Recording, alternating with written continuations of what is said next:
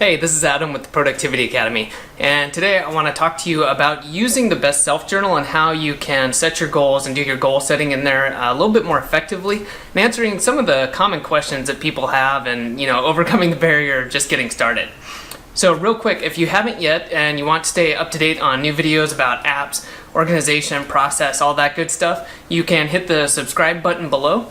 Also in the links below you can check out the free Facebook group and feel free to join. You're going to have to answer some questions. I'm warning you, you're going to have to answer 3 questions. But you do that and I want to make sure that you actually want to be in the group and around other people like you who are interested in increasing their productivity and their efficiency. So let's get started. So first of all, if somehow you haven't heard of it, then this is the Best Self Journal. I've got this handy dandy one in a box right here. But just to show you, yes, I actually do use the Best Self Journal. This is mine, just getting started on a new one here not too long ago, about a week ago. And it was a good time to go back through it and think about the goal setting. That's one of the very first parts you fill out is what is your big goal? Why are you doing this? And I think a lot of people get caught up in one of the really common problems. It's like looking at a blank sheet of paper, right, when you're supposed to write. And then you get that fear of just, what is it? What if I do it wrong? What if it's, and you've just got to really work through that. Now, the very first thing you can do, if you haven't heard of this, and most people have, if you haven't, that's okay, is having SMART goals. Okay, and they're specific, measurable, attainable, realistic, and then the last one I like to think of as time. It has to do with measurable, but basically time-based. I kind of swap those two out, but that just meaning like I'm going to do something and it's going to be done in 90 days or it's going to be done in 1 week, and then going from there and using those to build out your goals because they need to fit those. Instead of saying I'm going to lose weight, you want to say I'm going to lose 5 pounds in the next 2 months by doing blah. Okay, and then that idea is how they have it laid out in the journal, which is really nice.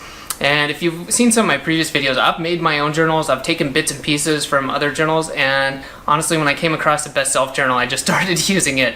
Not to say that there's nothing that I would improve, but I really like the way they have it laid out.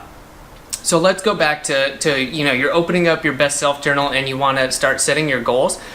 Sometimes I've had some questions about just how do you come up with this, and I think one of the ways that you can best do this is maybe if you're one of those people who doesn't want to scratch stuff out in your journal, or if you just want to get the brain flowing, is to think about your ideas and what are your goals, because this is important for several reasons. One, you need to know what your goals are, but 2, a lot of times we don't clearly articulate or think through what the goals are. So just start writing some down, because part of this is focusing. It's having one goal, maybe 2, potentially 3, and I believe that's how many they now have options for, is they have 3 sections where you can set goals.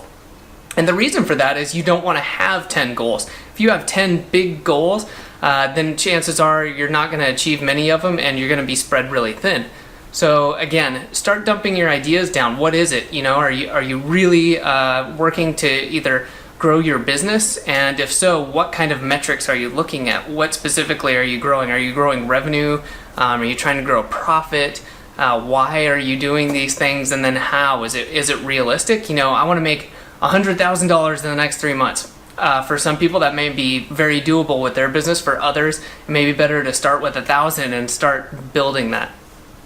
So on top of all of those ways you can get started, again, like I said, just start writing these down maybe on an extra piece of paper and then narrow that down.